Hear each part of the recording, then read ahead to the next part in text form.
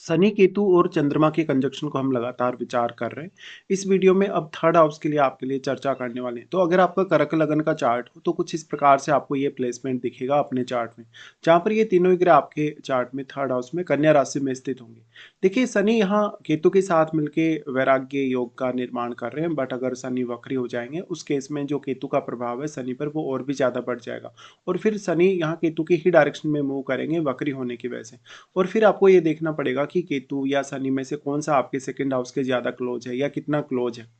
देखिए, अगर शनि या केतु में से किसी का भी प्रभाव फिर अगर सेकंड हाउस पे पड़ता है तो आपकी फैमिली लाइफ, आपके घरेलू जो मामले हैं या जो आपका खान-पान है, रहन-सहन है, आपका जो एसेट वगैरह है, जो आपकी सेविंग वगैरह है, उसको लेके आपको काफ़ी दिक्कतें हो सकती हैं, काफ़ी डिले हो सकता है, या आप अपनी फैमिली से अटैच होने की तुलना में डिटैच हो सकते हैं, या फैमिली के साथ आपके काफ़ी मतभेद भी हो सकते हैं।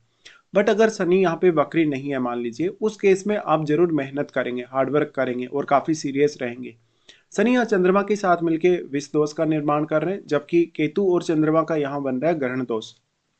देखिए, जो केतु और चंद्रमा का कंजक्शन है और जो शनि और चंद्र का कंजक्शन है, इसमें थोड़ा सा डिफरेंस ये है कि शनि चंद्रमा का जो कंजक्शन है उस वजह से आपको सोचने विचार करने में काफ़ी देरी हो सकती है, काफ़ी फ्रस्ट्रेशन हो सकती है। और हालांकि आप देरी से निर्णय लेंगे तो हो सकता है आपका समय निकल जाए और आपका जो काम है वो सफल ना हो पाए। बट केतु और चंद्रमा का जो कंजक्शन यहाँ बन रहा है वो आपको, क्योंकि यहाँ पे जो फीलिंग है वो चली जाती है, आपकी फीलिंग्स नहीं बच पाती, या आप अपने आप को महसूस नहीं कर पाते ज़्यादा ज़्यादा। आपको प्रैक्टिकल अब होना पड़ेगा इस कंजक्शन की वजह से। निश्चित तौर पे केतु क्योंकि चंद्रमा की एनर्जी को अपने में समाहित कर रहे हैं, तो जहाँ तक अपनी भावनाओं से, अपने इमोशंस से, अपनी फीलिंग से काफ़ी ज़्यादा वो डिटेच सा महसूस करेगा। अब थर्ड हाउस से जुड़े हुए जितने भी आपके रिश्ते हैं, जैसे कि आपके भाई बहन हैं, पड़ोसी हैं, रिश्तेदार हैं, या बाकी जो भी रिश्ते आपके थर्ड हाउस के थ्रू आपकी लाइफ में आते हैं, उन रिश्तों में कहीं न कहीं आपको मिसकम्युनिकेशन का सामना करना पड़ सकता है। और उन रिश्तों में हो सकता है कि आप बहुत ज़्यादा डिटैचमेंट रखेंगे या तो एक उदासीन सी प्रवृत्ति आप में रहेगी। तो चंद्रमा दोनों से ही प्रभावित होंगे वैसे तो। चंद्रमा शनि से भी प्रभावित हुए बिना नहीं रह सकते और केतु से भी। और दूसरे किसी भी ग्रह का प्रभाव यदि है आपके थर्ड हाउस पे तो उससे चंद्रमा और भी ज़्यादा प्रभावित हो सकते हैं, क्योंकि चंद्रमा एक काफ़ी ज़्यादा सॉफ्ट प्लैनेट है। और इस वजह से अब आपका सोचने, विचार करने का जो तरीका है, निर्णय लेने का तरीका, वो सब बदल सकता है। फिर यहाँ सबसे बड़ा रोल निभाएगा आपका थर्ड हाउस का यहाँ लॉर्ड यानी बुध।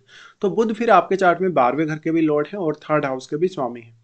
बेसिकली यहाँ यही बात है कि जो केतु है वो सारा का सारा एनर्जी अपने में समाहित कर रहे हैं, इसलिए जो भी प्लैनेट का यहाँ प्रभाव पड़ेगा, जिस भी प्लैनेट की यहाँ दृष्टि पड़ेगी, सारा का सारा एनर्जी यहाँ केतु के पास चला जाएगा।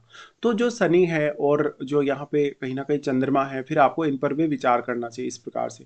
बट चंद्रमा आपके क्योंकि लग्नेश है तो ऑलरेडी आप में चंद्रमा से रिलेटेड क्वालिटीज हैं, फिर लगन में बैठे हुए ग्रह पर भी विचार करना रहेगा। चंद्रमा आपकी माता जी को रिप्रेजेंट करते हैं। माता जी को रिप्रेजेंट करने की वजह से अब चंद्रमा भले ही केतु से ज़्यादा प्रभावित हो चाहे शनि से ज़्यादा प्रभावित हो, बट मदर के साथ जो आपका रिश्ता है इससे काफ़ी हद तक प्रभावित होगा। आपकी मदर को कुछ हेल्थ इश्यूज हो सकते हैं, या तो फिर आपका और आपकी मदर का जो कम्युनिकेशन है वो प्रॉपर नहीं होगा। हो सकता है आप उनकी फीलिंग्स को, उनके इमोशंस को ना समझ पाएँ, या कहीं न कहीं वो आपके इमोशंस को, आपकी बातों को ना समझ पाएँ। इस वजह से आपके बाकी कुछ अन्य रिश्तों पर भी इसका प्रभाव पड़ेगा और पारिवारिक मामलों में इसका प्रभाव सबसे ज़्यादा पड़ेगा। ऐसा जातक फिर बहुत ज़्यादा अकेलापन भी फ़ील करता है। वो भले ही कितना भी फैमिली के सदस्यों के बीच में रहता है, लेकिन हमेशा अकेला-सा फ़ील करेगा। जीवन में वो काफ़ी ज़्यादा निराशा से घिर जाएगा, काफ़ी अकेलेपन पे आ जाएगा और वो ज़्यादातर कार्यों में फिर एफ़र्ट खुद ही करने लगेगा। बट चंद्रमा यहाँ अगर केतु के ज़्यादा क्लोज़ होंगे, उस केस में आपके निर्णय बहुत ज़्यादा गलत होने की संभावना होगी। फिर दूसरे लोग आपका फ़ायदा उठाएँगे, जैसे आपके भाई-बहन हैं, आपके रिलेटिव हैं, आपके फैमिली के कोई भी सदस्य हैं, वो भी आपका फ़ायदा उठाने के लिए देखेंगे। तो यहाँ पे ये आपको ध्यान रखना होगा। अब चंद्रमा क्योंकि आपके स्वयं के वो लग्नेश ही हैं, तो फिर लगन में बैठे ग्रह से कुछ हद तक आपको सपोर्ट मिल सकता है। चंद्रमा यहाँ आ गए तो अब जातक वैसे मानसिक तौर पे बहुत ज़्यादा एक्टिव भी होगा, तो उसको मानसिक तौर पे देखें चाहे उसको शारीरिक तौर पे देखें, बहुत ज़्यादा उसको मेहनत करनी पड़ेगी। फिर यहाँ क्योंकि चंद्रमा जैसा सॉफ्ट प्लैनेट है और थर्ड हाउस में जब चंद्रमा आ गए, तो कोई भी प्रकार से आप जीवन में रिस्क लेने जा रहे हैं, जैसे धन संपत्ति को लेके कोई रिस्क ले रहे हैं, बिजनेस या अपने प्रोफेशन को लेके कोई भी रिस्क ले रहे हैं, उन मामलों में आपको बहुत ज़्यादा सावधानी रखने की आवश्यकता है। इस प्रकार का कंजक्शन होने से जातक किसी भी अपने निर्णय पर बहुत लंबे समय तक स्टेबल नहीं रहता। वो बार-बार अपने निर्णयों को बदलेगा, अपने सोच या अपने विचारों को बदलेगा, जिससे उसकी लाइफ में स्टेबिलिटी की प्रॉब्लम आ जाएगी। अब चंद्रमा भले ही किसी भी इनमें से किसी से भी ज़्यादा प्रभावित हो, अगर केतु से प्रभावित होगे तो ज़्यादा दिक्कत है, अगर शनि फिर वक्री हो तो ज़्यादा अच्छा है, बट वक्री होने के केस में फिर आपको ये देखना होगा कि केतु के वो कितने ज़्यादा क्लोज हैं।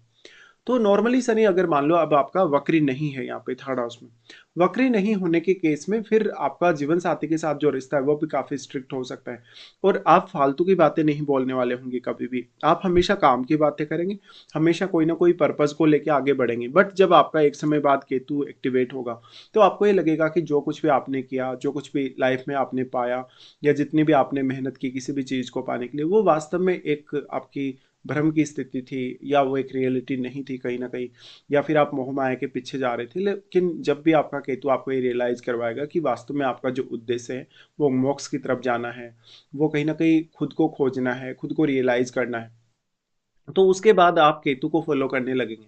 तो शनि अगर वक्री नहीं है तभी वो आपसे से ज्यादा हार्डवर्क करवा सकता है, और तभी इस बात के चांसेस भी बढ़ जाएंगे कि आप अपने कैरियर में, अपनी लाइफ में कुछ हद तक जो चीजें आप पाना चाहते हैं भौतिक सुख सुविधाओं के मामले में, वो पाएंगे जरूर, लेकिन एक समय बाद अचानक से उनसे डिटेच भी हो जाएंगे। साथ ही साथ अपने रिश्तों के साथ भी आपकी ऐसी स्थिति बनेगी। हो सकता है कि आप अपने छोटे भाई बहनों से, मदर से बहुत जल्दी दूर हो जाएं, उनसे बहुत ज़्यादा डिटेच हो जाएं, इस प्रकार की प्रवृत्ति आप में देखने को मिल सकती है। फिर क्योंकि शनि अब आपके चार्ट में सप्तमेश है और अष्टमेश भी है, तो इस प्रकार का जब तक रिसर्च अच्छे से कर सकता है, साथ में वो इन मामलों में काफ़ी अच्छे से कम्युनिकेट भी कर सकता है। जातक में अब अपनी क्षमता पे क्योंकि उसको बिलीव नहीं है, इसलिए उसको बहुत ज़्यादा यहाँ पे सोचना या विचार करना पड़ेगा। जातक की जो वाणी होगी, जातक का जो बोलने का तरीका होगा, स्टाइल होगा, वो काफ़ी ज़्यादा लॉजिकल हो सकता है, काफ़ी ज़्यादा गंभीर हो सकता है। जातक भले ही बहुत ही कम बोलेगा लेकिन काम की बातें करेगा हमेशा, या कोई ना कोई पर्पज होगा तभी वो बातें करेगा। इस प्रकार से शनि हालांकि थर्ड हाउस का है तो बहुत ज़्यादा हार्डवर्किंग तो बनाता है, लेकिन इस हार्डवर्क में आपको काफ़ी ज़्यादा चुनौतियां आएंगी, क्योंकि आपका हो सकता है हार्डवर्क है वो सही दिशा में नहीं है, तो फिर बहुत ज़्यादा या तो देरी से सफलता मिलेगी, या तो संघर्ष आपको बहुत ही ज़्यादा करना पड़ेगा। फिर बात आ जाती है यहाँ पे चंद्रमा की। देखिए चंद्रमा जो कि लग्नेश ही है, लग्नेश वैसे भी हम मानते हैं कि अगर थर्ड हाउस में आए तो जातक वैसे भी काफ़ी मेहनती होता है, बट चंद्रमा जैसे प्लैनेट जो इतने ज़्यादा शुभ प्लैनेट हैं या इतना ज़्यादा सॉफ्ट प्लैनेट है, उस पर दूसरे ग्रहों का प्रभाव पड़े बिना नहीं रह सकता। तो फिर आपको यहाँ पर शनि और केतु पर ज़्यादा डिपेंडेंट होना पड़ेगा। शनि का अगर हम दृष्टियों के हिसाब से विचार करेंगे तो सबसे पहले इनका दृष्टि आपके पंचम घर पे होगा। पंचम घर पे दृष्टि होगा तो ये आपके एजुकेशन को डिले कर सकता है।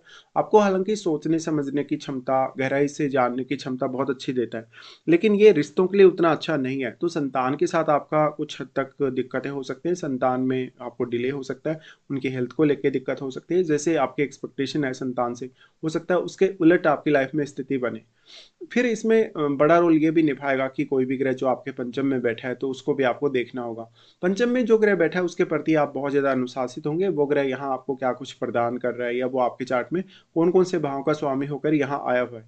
निश्चित तौर पे उन भावों के मामले में और उस ग्रह विशेष के मामले में आप काफ़ी ज़्यादा रिजिड हो सकते हैं, काफ़ी ज़्यादा अनुशासित हो सकते हैं, और अनुशासन जितना आप रखेंगे उतना ही आपके लिए अच्छा होगा। तो संतान के साथ भी आप जितने ज़्यादा प्रैक्टिकल रहें, अपने इमोशंस को भी आप जितना ज़्यादा प्रैक्टिकल रखने की कोशिश करें, आपके लिए उतना ही अच्छा। तो अब आप सेल्फ डिपेंड तो बन सकते हैं, बट सेल्फ डिपेंड होने के बावजूद भी कुछ ऐसे फैसले आपके हो सकते हैं जिनमें आपको बहुत ज़्यादा डिले का सामना करना पड़ेगा, या आपका काम ही नहीं बन पाएगा। इस हिसाब से ज़्यादातर जो जातक होगा अगर वो प्रैक्टिकल तरीके से हर मामले में अगर डील करे तो उसके लिए ये अच्छा हो सकता है। अब यहाँ पे जातक जो है वो सामाजिक रूप से लोगों से नहीं कनेक्ट हो पाएगा, वो घुल मिल नहीं पाएगा लोगों से, और वो अकेला अकेला सा रहेगा। तो यहाँ पर जब जब भी आपको ऐसी स्थिति देखने को मिले कि कोई सामाजिक कार्यक्रम में आप जाते हैं, कहीं भी आप जाते हैं, तो वहाँ पर थोड़े साई साई से आप रहेंगे। इस प्रकार से जातक के जो रिश्ते हैं उनमें काफ़ी ज़्यादा निरस्ता आ जाती है, इवन जीवन साथी के साथ भी। अब अगर शनि आपका वक्री नहीं है यहाँ पे तो जीवन साथी ऐसा हो सकता है जो आपके लिए बहुत ज्यादा सपोर्टिव हो, बट उसके लिए फिर सप्तम भाव में बैठे हुए ग्रह को भी आपको विचार करना ही होगा। शनि का फिर यहाँ से दृष्टि आ जाता है चंद्रमा के साथ साथ यहाँ पे आपके नवम घर पे, तो तीनों का दृष्टि यहाँ नवम घर पे आएगा। बट क्योंकि नवम भाव में अब राहु स्थित है, राहु का प्रभाव भी वैसे तो आपके थर्ड हाउस पे है, बट राहु और केतु के बीच में यहाँ 180 डिग्री का एंगल है। इस एंगल के होते हुए जितना एंगल है उतना ही प्रभाव पड़ेगा निश्चित तौर पर। बट यहाँ पे जो राहु होगा वो यहाँ शनि को बहुत ज्यादा प्रभावित कर सकता है, चंद्रमा को भी वो बहुत ज्यादा प्रभावित कर सकता है, बट वो केतु के साथ क्योंकि 180 डिग्री एंगल पे है, तो अब यहाँ राहु के साथ बैठे हुए ग्रह का रोल ज्यादा बढ़ जाएगा राहु की तुलना में, क्योंकि क्योंकि राहु के साथ बैठा हुआ ग्रह इतना ज़्यादा सक्षम है कि वो राहु की तुलना में केतु को ज़्यादा प्रभावित कर सकता है, और शनि और चंद्रमा को तो वो प्रभावित कर ही सकता है निश्चित तौर पे। तो अगर आपको इस प्रकार की प्लेसमेंट देखने को मिले तो इस हिसाब से विचार करना रहेगा। फिर नवम भाव के स्वामी आपके बृहस्पति हैं, तो बृहस्पति की प्लेसमेंट भी आपको देखनी होगी। इस हिसाब से जातक अपनी हायर स्टडीज़ पे बहुत ज़्यादा फ़ोकस्ड हो सकता है, जातक देश-विदेश की काफ़ी सारी यात्राएँ कर सकता है, जातक बहुत ज़्यादा स्पिरिचुअल हो सकता है। बट एक्चुअल में जो उसको रिज़ल्ट चाहिए, कहीं न कहीं भाग्य से जो उसको उम्मीद है, या कुछ अन्य मामलों में उनके कुछ जुड़े हुए जो रिश्ते हैं, उनसे उनको उम्मीद है, जैसे पिता से या पिता के साथ जुड़े हुए रिश्तों से, इवन यहाँ पे अपने गुरुजनों से भी जातक को कुछ अच्छी गाइडेंस चाहिए। लेकिन यहाँ पर आपको फिर भी कहीं न कहीं राहु है वो बहुत ज़्यादा एक्सपेक्टेशन देंगे या बहुत ज़्यादा अटैच करके रखेंगे, तो निश्चित ही आप अपनी हायर स्टडीज़ में काफ़ी सफल हो सकते हैं। बट बाकी मामलों में आपको काफ़ी अवेयर रहना होगा। उसके साथ-साथ फिर यहाँ पे शनि का दृष्टि आ जाता है 12th हाउस पे। देखिए 12th हाउस पे शनि का दृष्टि होने से फॉरेन सेटल होने या फॉरेन जाने में तो बहुत मदद मिल सकती है। बट ये आपके रिश्तों के लिए उतना अच्छा नहीं है। हो सकता है आप अपने पार्टनर से बहुत ज़्यादा सेपरेट होने की कोशिश कर रहे हो। क्योंकि शनि का दृष्टि 12वें घर पे जो आपका बेडरूम है, और आपका क्योंकि सप्तमें भी स्वयं शनि ही है। फिर आपको ये देखना पड़ेगा कि लगन में कोई भी ग्रह स्थित है, कोई भी ग्रह सप्तम भाव में स्थित है, अष्टम भाव में कोई भी ग्रह स्थित है, तो इन भाव में बैठे हुए ग्रहों का रोल और भी ज़्यादा इंपॉर्टेंट हो जाता है। क्योंकि इन भावों के जो स्वामी हैं वो यहाँ कंजक्शन में आ गए। अब जो यहाँ पे आपका क्योंकि चंद्रमा आ गया, चंद्रमा आपकी सेल्फ आइडेंटिटी है। लोग आपको किस तरीके से देखते हैं, जज करते हैं, या आप अपने आप को किस तरीके से जज करते हैं। इसलिए इम्पोर्टेंट ये होगा कि यहाँ बैठे हुए ग्रह का रोल देखिए, यहाँ लगन में बैठा अगर कोई ग्रह है आपके चार्ट में तो वो किस प्रकार का रोल निभा सकता है। निश्चित तौर पे ऐसा जातक हो सकता है अपने खुद के हार्ड वर्क से, अपनी खुद की मेहनत से अपना नाम बनाए, लेकिन वो लाइफ में कितना भी कुछ भी कर ले बट वो उतना ज़्यादा सेटिस्फाई नहीं होने वाला। कहीं न कहीं उसको कुछ ऐसी खराब स्थितियाँ दिखेंगी ही दिखेंगी, जहाँ पे जातक कंफर्टेबल नहीं है। तो एक बहुत ही ज़्यादा ऐसा जो कंजक्शन है काफ़ी चैलेंजिंग माना जा सकता है। हालाँकि ये आपको रिसर्च पर्पज़, अकल्ट से जुड़े हुए कार्यों या इस प्रकार से लोगों को कुछ सिखाने की प्रक्रिया हो, कुछ ज्ञान देने की प्रक्रिया, उस मामले में फिर भी ये कंजक्शन थोड़ा फ़ेवरेबल है। इस प्रकार का जातक अब कोई अच्छा लेखक बन सकता है, कोई बहुत अच्छा क्रिएटर बन सकता है, बट उसको अपनी काबिलियत को निखारने में बहुत ज़्यादा समय लगेगा, उसका हार्ड वर्क भी उसको बहुत ज़्यादा ही करना पड़ेगा। तो इस हिसाब के कुछ रिज़ल्ट रहेंगे जब भी आपके चार्ट में ये तीनों का जो कंजक्शन है आपके 3rd हाउस में बनेगा।